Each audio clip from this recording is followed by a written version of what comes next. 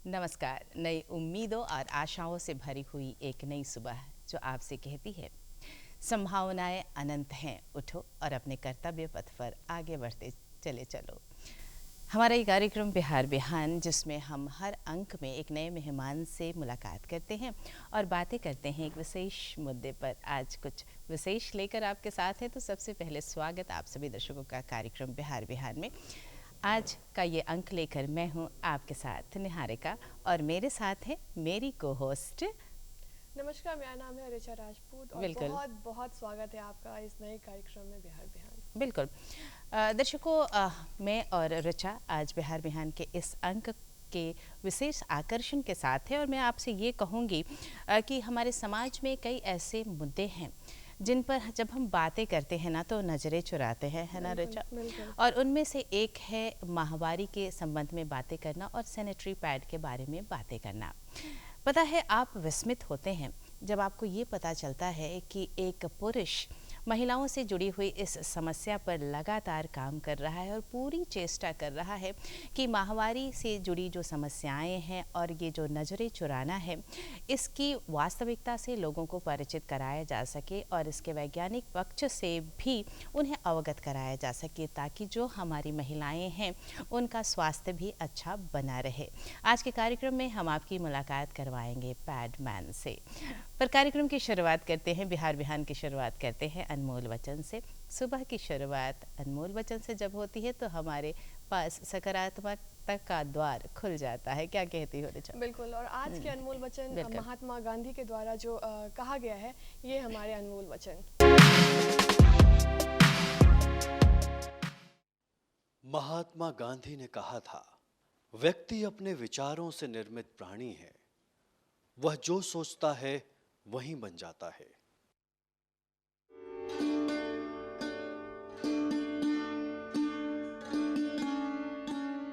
हम उस पड़ाव पर हैं जिसमें हम आपकी मुलाकात करवाते हैं अपने विशेष मेहमान से। जब मैंने शुरुआत की थी तो मैंने कहा था कि आज हम बातचीत करेंगे पैडमैन से।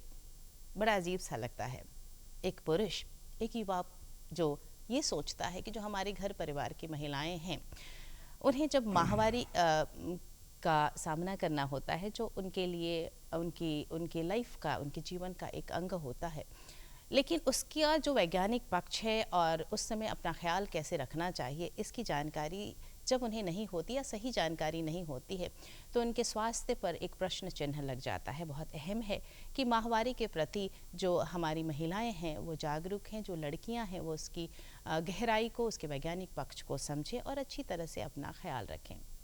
इन्होंने एक मुहिम की तरह इस पर काम करना शुरू किया है। मैं आपको बताते चलूं कि आपने होटल मैनेजमेंट का कोर्स किया, बहुत अच्छे 5 सितारा होटल्स में आपने काम करना भी शुरू किया, बहुत बड़ा पैकेज भी था आपके पास, पर मन में निश्चय किया कि मुझे कुछ और करना है और लगातार प्रयासरत हैं महिलाओं को इस संबंध में, माहवारी के संबंध में जानकारी देने के लिए और साथ ही उनके स्वास्थ्य और स्वच्छता को, उनकी सुरक्षा को आगे ले जाने के लिए। तो चलिए हमारे साथ स्वागत करिए हमारे आज के विशेष मेहमान पैडमैन श्री मंगेश कुमार झा जी का।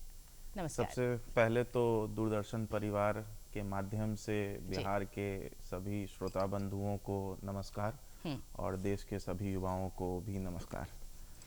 स्वागत आपका कार्यक्रम में। मैं सबसे पहले बहुत तो बहुत यही धन्यवाद। कहूँगी, जब मैंने भी सुना आपके बारे में कि आप इस तरह से लगातार काम कर रहे हैं तो बहुत, मैं कहूँगी आश्चर्य ही नहीं, एक सुखद एहसास हुआ कि कोई है जिसने इसकी ज़रूरत को समझा है। क्योंकि ग्रामीण क्षेत्र में जब आप जाते हैं ख़ास करके तो, और आज भी शहरी क्षेत्रों का भी जिक्र करूँ, है ना ऋचा, तो कहीं ना कहीं वो एक झिझक, एक संकोच दिखता है और वैसी समस्याएं महिलाएं खुलकर बोल ही नहीं पाती हैं जिन्हें बोलने की बहुत ज़रूरत होती है। कैसे शुरुआत की? शुरुआत हुआ एक छोटे से गांव से, और जिस गांव का नाम है रासाबेड़ा, जो झारखंड में है जी। और रांची जिला के अंतर्गत है। तो जब वहाँ पे पहुँचे तो एक सज्जन थे जिनका वहाँ पे एक फार्म हुआ करता था। तो वहाँ पे वो पर्टिकुलर 3 या 4 दिन जो है महिलाओं को अलाउ नहीं करते थे काम करने के लिए। और अमूमन आप देखेंगे कि बिहार और झारखंड में जो खास तौर पे जो एकदम निचले पड़ाव में जो हमारे जो समुदाय हैं वो ज़्यादातर रोज के दिन दिहाड़ी के मजदूरी पे डिपेंडेंट होते हैं, आश्रित होते हैं। जी, अगर जी। वो एक दिन भी काम पे नहीं जा पाएँ तो उनके लिए वो बड़ा विषय हो जाता है कि फिर वो अगले दिन कैसे अपना रोजी रोटी का पालन करेंगे। हम्म, तो वहीं से शुरुआत हुई। जब उसको वहाँ पे जब हम गए एक सामाजिक कार्यकर्ता के रूप में गए चीज़ों को समझने के लिए, जी, जी। मेरे लिए भी नया था महामारी को समझना। तो जब वहाँ पे गए तो धीरे धीरे जब वहाँ की बहनों से, माताओं से जब बातचीत हुई, जी। तब पता चला कि वो लोग कैसे अपने महामारी के दिनों में, जिसे आम बोलचाल में हम लोग पीरियड्स भी कहते हैं, कि वो कैसे वो टैकल करते हैं। मंगेश, जब आप जाते हैं ग्राउंड लेवल पे, जब आप काम करते हैं, तो किन किन कठिनाइयों का सामना करना पड़ता है? क्योंकि वो अवेयर तो होती नहीं है, तो उनसे बात करना कितना कठिन होता है आपके लिए? सबसे पहले तो ये है कि जब आप ग्राउंड पे जाते हैं और ख़ास तौर पे ऐसे मुद्दे को लेके जहाँ पे लोग खुल के बात नहीं करना चाहते हैं, तो वाकई में कुछ स्पेसिफिक चैलेंजेस तो होते हैं। लेकिन हम सबसे पहले, मेरा फोकस यही रहता है कि जिस भी गांव में जाते हैं उस गांव के कुछ महिलाओं को इकट्ठा करके, और सबसे पहला जो उनको जो कहते हैं वो यही कहते हैं कि जिस विषय पे हम बात करने जा रहे हैं वो मेरी माताओं को भी हुआ है, मेरे बहन को भी हो रहा है, और आगे और ये समस्त दुनिया में सभी महिलाओं को होता है। तो वहाँ से मेरा ये फोकस रहता है कि उनको कैसे हम एक एटीज़ करते हुए, ताकि वो आराम से जो है उस मुद्दे पे बात कर पाएँ। फिर कुछ वीडियोस दिखा करके, अच्छा। तो इस तरह से जो है उनको एक सामान्य रूप में ले आ करके जो है चीज़ों को शुरू करते हैं।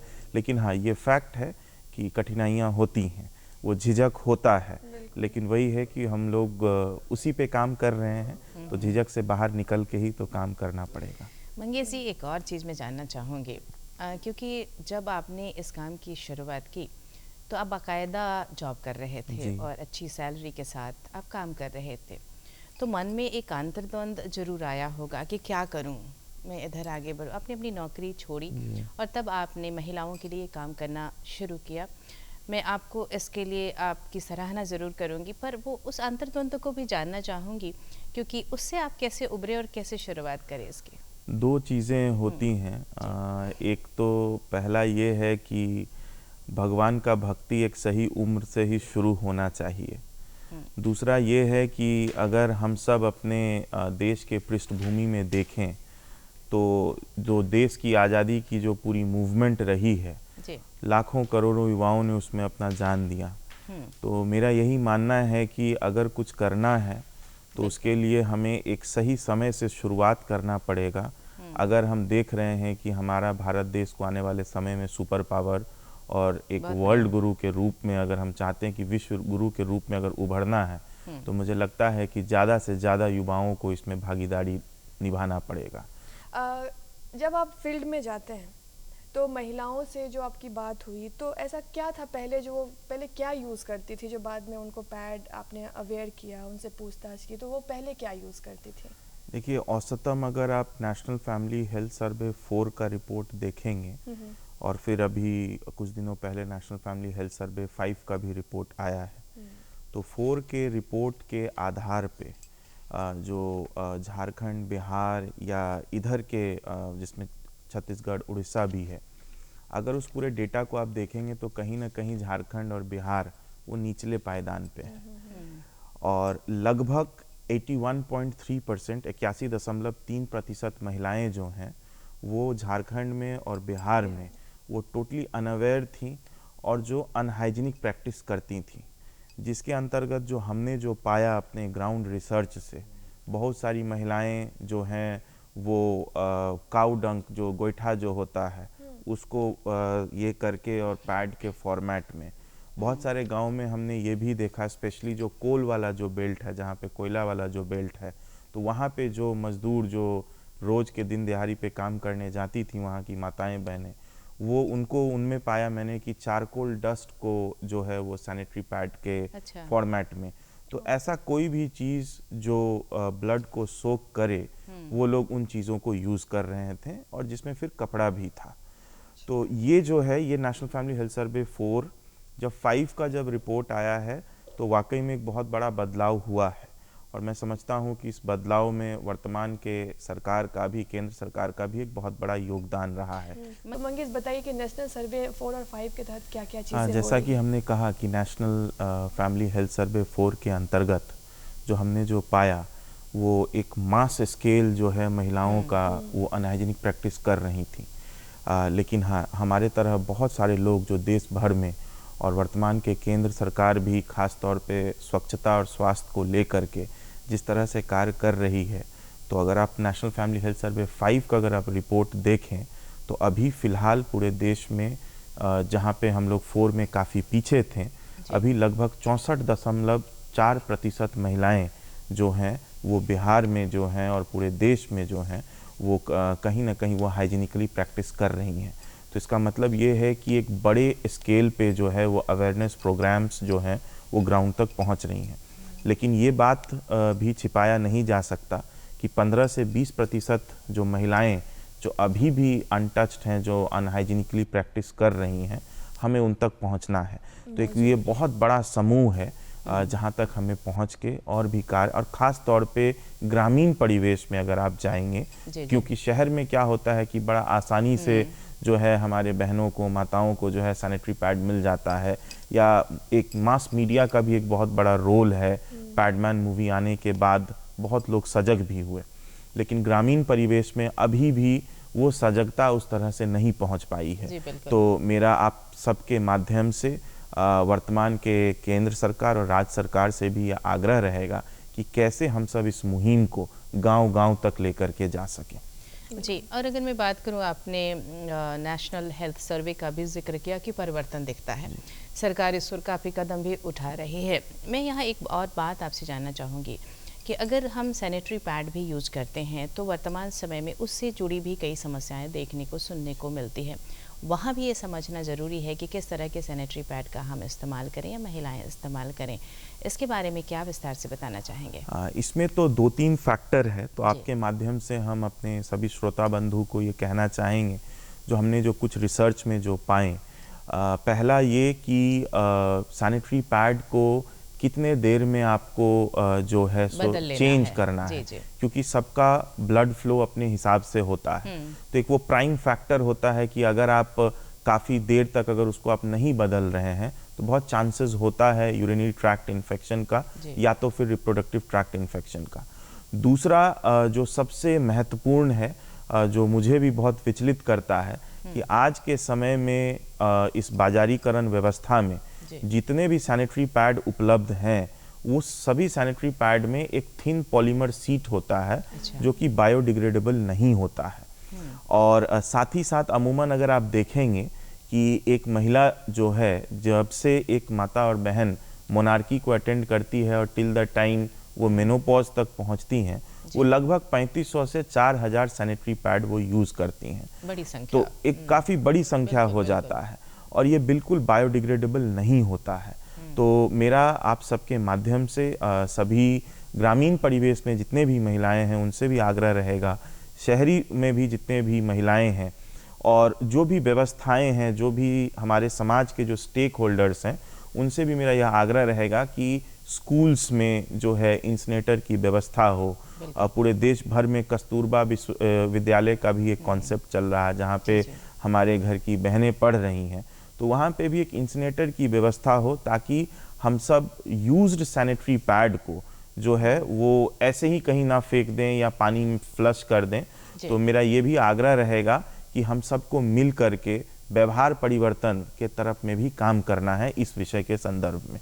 जी, न सिर्फ स्वच्छता का ध्यान रखना है बल्कि ये भी ध्यान रखना है कि अगर हम सैनिटरी पैड यूज़ कर रहे हैं तो उसे डिस्पोज कैसे कर रहे हैं, और खास तौर पे पुराने समय में क्योंकि संदर्भ में हमने अपने दादी माँ से भी इस संदर्भ में बातचीत हमने किया था, तो उनसे जो आया कि उस समय में इतना ज़्यादा इनकम फ्लो नहीं था। तो सिंपली जो है आप सब जितनी भी महिलाएं ग्रामीण परिवेश में हैं जो सैनिटरी पैड तक नहीं पहुंच पा रही हैं, तो उनसे आग्रह रहेगा कि आप प्रॉपर कॉटन क्लॉथ को जो है उसको प्रॉपरली आप यूज़ करें पैड के फॉर्मेट में बना के, और साथ ही साथ जो है उसको प्रॉपरली आप उसको धोएं अच्छे से और उसको धूप में सुखाएं जब धोना जब होता है तो या तो डिटर्जेंट का इस्तेमाल करें या जो भी डिसइंफेक्टेंट होते हैं, जैसे कि डिटर्जेंट पाउडर हो गया, सोप हो गया, और उसको प्रॉपरली धूप में सुखाएं। अगर धूप नहीं है तो आप उसको इस्त्री भी कर सकते हैं, उसको आप प्रेस भी कर सकते हैं और फिर आप उसको रीयूज़ करें। तो इससे दो चीज़ें होंगी, एक तो पर्यावरण भी हमारा बचा रहेगा, और ये जो झिझक है, हमने बहुत जगह पे देखा है कि जब महिलाएं जब कॉटन का क्लोथ या पैड के फॉर्मेट में उसको यूज़ करती हैं, वो उस पर जो है कभी वो बिस्तर के नीचे छिपा देती हैं या कहीं घर से ऐसे जगह पे। तो ये चीज़ें नहीं, उसको प्रॉपरली जो है, इससे जो व्यवहार में परिवर्तन आएगा और महिलाएं भी कहीं ना कहीं सशक्त होंगी और वो फिर खुल के बात करना भी शुरू करेंगी। बहुत अच्छे तरीके से आपने बताया कि क्या करने की ज़रूरत है। और सच पूछिए तो अगर मैं माहवारी के बारे में बोलूं तो ये महिलाओं को मातृत्व की शक्ति देती है, जो बहुत ही अहम पक्ष है और इसे समझने की ज़रूरत है। अगर मैं बात करूं इस और प्रयास की, जैसे आपने सैनिटरी पैड के नुकसान के बारे में भी बताया, तो यहाँ भी काम करने की ज़रूरत है। क्या कोई ख़ास काम कर रहे हैं ताकि इसकी जगह कुछ हाइजीनिक और भी अच्छे तरीके से बायोडिग्रेडेबल चीज़ें प्रयोग की जा सके? दो चीज़ें हैं, एक तो शुगर केन और बनाना सेलुलोज पे एक एक्सपेरिमेंट कर रहे हैं, वो अभी तक हम उसके कंक्लूजन तक नहीं पहुंच पाए हैं। और दूसरा यह है कि जैसा आपने कहा, तो हम अभी आपके माध्यम से सभी श्रोता बंधु को ये कह दें कि हमारा देश हर एक साल जो है 13 ट्रिलियन सैनिटरी वेस्ट डिस्पोज कर रहा है। जो एक बहुत बड़ा अमाउंट है। हो सकता है कि आने वाले 10 सालों में या 20 सालों में हो सकता है कि हमारे सरकारों को जो है एक बार फिर से बायोडिग्रेडेबल के तरफ जाना पड़ेगा। लेकिन मैं ये जानकारी दे दूं दूरदर्शन परिवार के माध्यम से सभी श्रोता बंधुओं को कि वर्तमान सरकार के लीडरशिप के अंतर्गत, माननीय प्रधानमंत्री जी के अंतर्गत सभी जन औषधीय केंद्र में ऑक्सो बायोडिग्रेडेबल सैनिटरी पैड उपलब्ध हैं। रोचक और अच्छी बातें जो अभी तक उन्होंने बताई है, आइए जानते हैं उनसे कि स्पेन में आज मंगेश जी, जो अभी स्पेन में हम लोगों को जो लीव मिला है, पीरियड्स लीव, तो इसके बारे में किस बहुत लोग बहुत कुछ बोल रहे हैं, बहुत लोग सहमत हैं, तो ये कहाँ तक सही और कहाँ तक गलत है? देखिए, स्पेन जो है सो यूरोप का सबसे पहला देश है जो वुमेन रिप्रोडक्टिव राइट के अंतर्गत वहाँ के पार्लियामेंट ने इसको अप्रूव किया है। व्यक्तिगत तौर पे मैं समझता हूँ कि लीव मिलना चाहिए, लेकिन अगर हमारे भारत देश के परिप्रेक्ष्य में अगर आप देखेंगे तो ऑलरेडी सिक लीव का प्रोविज़न है और बहुत सारी ऐसे गैर सरकारी संगठनें और सरकारी संगठनें भी ये छुट्टी का प्रावधान देती हैं। बहुत सारे कंपनीज़ हैं। तो मैं मानता हूँ कि मास स्केल में, क्योंकि जहाँ पे हम लोग महिला भागीदारी की भी बात कर रहे हैं जॉब्स में, तो एक वो भी है कि उसमें कैसे हम सब तालमेल बिठा करके वो व्यवस्था करें। लेकिन मेरे लिए व्यक्तिगत तौर पे मैं मानता हूं कि वो निर्णय स्पेन के दृष्टिकोण से सही है, लेकिन हमारे देश के दृष्टिकोण में हम यही कहना चाहेंगे कि महिलाओं को हमें सजग करना है इस सब्जेक्ट पे, इस विषय पे उनको जागरूक करना है और अवेयर करना है। और बाद बाकी जो है वो छुट्टियों का प्रावधान यहाँ पे भी है, लेकिन बहुत सारी कंपनीज देती हैं। जी, अगर मैं अपनी जानकारी के हिसाब से कहूँ मंगेश जी, तो हमारे यहाँ भी 2 दिनों का विशेष अवकाश दिया जाता है माहवारी के लिए। मैं एक चीज़ और भी जानना चाहूँगी, क्योंकि आपने ग्राउंड लेवल पर काम किया है और आप ग्रामीण महिलाओं के बीच तक गए हैं, उनकी समस्याओं को नज़दीक से देखा है और कहाँ चूक रह जा रही है वो भी आपने महसूस किया है। अगर मैं बात करूँ आपके द्वारा दिए गए सुझावों की, तो क्या आप खास बताना चाहेंगे कहाँ कहाँ ध्यान देने की ज़रूरत है? सबसे पहले तो स्कूलों में, चाहे वो ग्रामीण परिवेश में स्कूल हो या शहर के परिवेश में हो, वुमेन रिप्रोडक्टिव राइट्स को लेकर के एक सब्जेक्ट हो। दूसरा, जैसे कि हमारे यहाँ पे आप देखें हैं बस स्टैंड्स होते हैं, ट्रेन स्टेशंस हैं। मैं चाहूँगा कि आपके चैनल के माध्यम से जो है कि ट्रेन स्टेशंस में भी सैनिटरी पैड वेंडिंग मशीन का व्यवस्था हो और साथ में इंसिनेटर का भी व्यवस्था हो। साथ ही साथ हाईवे पे जब कोई महिला जाती हैं ड्राइव करके अपने परिवार के साथ, तो मैं ये भी चाहूँगा कि जितने भी पेट्रोल पंप्स हैं उन पेट्रोल पंप्स में भी एक सुविधा हो जहाँ पे सैनिटरी पैड वेंडिंग मशीन और साथ में इंसिनेटर भी हो, ताकि वहाँ पे यूज्ड किए हुए सैनिटरी पैड को भी आराम से हाइजीनिकली उसको डिस्पोज किया जा सके। और अंत में सबसे महत्वपूर्ण कि जागरूक जागरूक जागरूकता जागरूकता जागरूकता। तो जितना हम लोग जागरूक करेंगे उतनी हमारी घर की महिलाएं सशक्त होंगे। और ये बिल्कुल सत्य है कि एक महिला ही इस पूरे विश्व में एक नए जीवन को ला सकती है। विज्ञान कितना भी एडवांस क्यों ना हो जाए, एक पुरुष में ये क्षमता नहीं होता है एक नए जीवन को इस सुंदर पृथ्वी पे लाना। तो महिलाओं का सम्मान करें, यही मेरा सुझाव रहेगा, और जागरूकता पे विशेष ध्यान।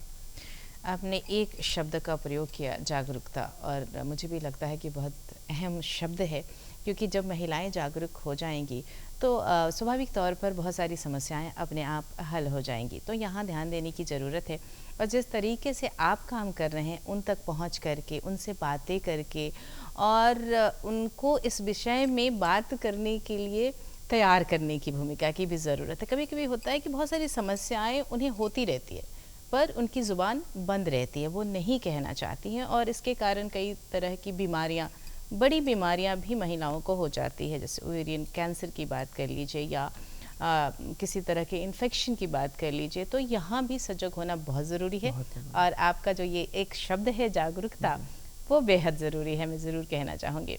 इसके अलावा भी आप कुछ अन्य कार्य करते हैं मंगेश जी, ये आपका मुख्य मिशन है जिस पर आप काम कर रहे हैं। इसके अलावा भी आपने जल से जुड़े हुए कुछ कार्य किए हैं, उसके बारे में बताना चाहेंगे? विशेष तौर पे जल पे गाँव में, ऐसे गाँव में जहाँ पे स्वच्छ पेयजल की व्यवस्था नहीं है, तो वहाँ पे लोकल तरीके से उनके ग्रामीण परिवेश में, और अगर आप ऋग्वेद के अद्वायरु सूक्त को अगर आप पढ़ेंगे तो उसमें राष्ट्र निर्माण के 10 केंद्र बिंदु हैं, जिसमें से एक प्रमुख केंद्र बिंदु जो है वो है वर्षा, मतलब रेन वाटर हार्वेस्टिंग, और कैसे हम सब पानी के संरक्षण को कर पाएँ। इसके अलावा मेरा जो कोर फोकस है, चूँकि बिहार हमारा राज्य जो है वो अभी भी मातृ मृत्यु दर और शिशु मृत्यु दर के अंक में बहुत नीचे है अन्य राज्यों के कंपैरिजन में। जो डेटाज जो कह रही हैं, चाहे वो नेशनल फैमिली हेल्थ सर्वे 4 हो या नेशनल फैमिली हेल्थ सर्वे 5 हो, तो इन 2 चीज़ों, इन 3-4 चीज़ों पे भी जो है मेरा कोर फोकस है।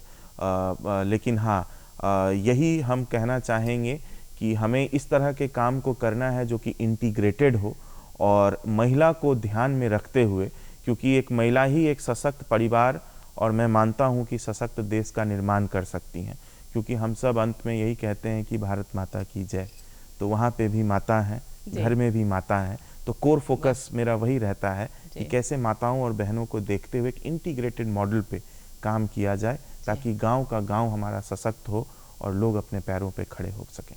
और जब स्त्री शक्ति और पुरुष शक्ति दोनों मिलकर काम करते हैं ना, तो फिर आपका रास्ता कोई रोक ही नहीं सकता है। तो अगर हम परिवार की बात करें, अगर हम समाज की बात करें, और अगर हम देश की बात करें, विश्व की बात करें, क्रमिक विकास का जो ये दौर है, साथ मिलकर काम करना यहाँ तो सबसे बड़ी शक्ति है। मैं आपसे एक और बात जानना चाहूँगी। जब आपने शुरुआत की थी इस काम की, और जब आप महिलाओं से मिलते होंगे तो एक झिझक दिखता होगा, पर धीरे धीरे जब मंगेश झा उनके बीच जाने लगे और अब जाते होंगे तो कैसा परिवर्तन दिखता है? सबसे महत्वपूर्ण होता है कि अब लोग बात कर रहे हैं। अच्छा। हाँ। और बात कर भी रहे हैं और ध्यान भी रख रहे हैं। इसमें एक विषय में और ऐड करना चाहूँगा कि जब हमारे घर में हमारे बहनों को महामारी होता है तो बड़े माताएं जो हैं सजग हो जाती हैं कि उनको क्या खान पान में कैसे ध्यान रखना है। तो ठीक उसी प्रकार जो है उन गाँवों में भी परिवर्तन हो रहा है। जी। लेकिन रास्ता काफ़ी लंबा है, क्योंकि अकेला मंगेश जो है वो हर एक महिला हर एक घर तक नहीं पहुंच सकता है। तो मैं चाहूँगा कि आप सबके माध्यम से हमारे पूरे बिहार में छोटे छोटे कमिटीज़, युवाओं की छोटे छोटे टोलियाँ बने, कॉलेज के माध्यम से बने, स्कूल के माध्यम से बने, और सब साथ में जुड़ के, क्योंकि समाज जो होता है वो एक माला के तरह होता है, और उस माला में अगर एक मोती भी अगर टूट जाए तो समाज का बैलेंस ही टूट जाता है, वो मोती भी का माला जो है वो टूट जाता है। तो हम यही कहेंगे कि हम सबको एक हो करके एक ह्यूमन चेन बनाते हुए हमें झुग्गियों तक, झोपड़ियों तक, गांव-गांव तक और हर एक घर तक पहुंचना है। आपकी इस सुंदर बात के साथ मैं आपको धन्यवाद कहूँगी मंगेश जी। आप जो कार्य कर रहे हैं बहुत अच्छा कार्य है और सभी के सहयोग की ज़रूरत है। जैसा कि आपने अंत में हमसे कहा, हम ये उम्मीद करते हैं कि आपको इसी तरीके से और लोगों का भी साथ मिलता रहेगा और आप इस काम में सफलता प्राप्त करेंगे। बहुत बहुत धन्यवाद आपका। एक बार फिर से समस्त दूरदर्शन परिवार को मैं मंगेश झा आप सबको प्रणाम और आपके माध्यम से हमारे बिहार के सभी श्रोता बंधुओं को नमस्ते। धन्यवाद आपका। और दर्शकों, आज हमने बातचीत की श्री मंगेश झा जी से, जो महिलाओं के हेल्थ और हाइजीन पर काम कर रहे हैं, माहवारी से जुड़ी हुई समस्याओं पर बातें कर रहे हैं। इन विषयों पर बात करना बेहद ज़रूरी है, महिलाओं को जागरूक करना बहुत ज़रूरी है। तो आइए क्यों ना हम भी एक कदम इसमें मिलाएं, आगे बढ़ें, अपनी भूमिका निभाएं। और आपसे कहूँगी कि आपकी भूमिका हमारे इस कार्यक्रम को स्वरूप देने में बेहद अहम है। आप हमें ईमेल भेजें, आप हमें ख़त लिखें, बताएं कैसा लगता है आपको हमारा ये कार्यक्रम और क्या ख़ास देखना चाहते हैं। इसके लिए नोट करिए हमारा पता है कार्यक्रम बिहार बिहान, निदेशक दूरदर्शन केंद्र पटना, फ्रेजर रोड पटना 8000001। हमारा ईमेल आईडी है director.ddkpatna@gmail.com।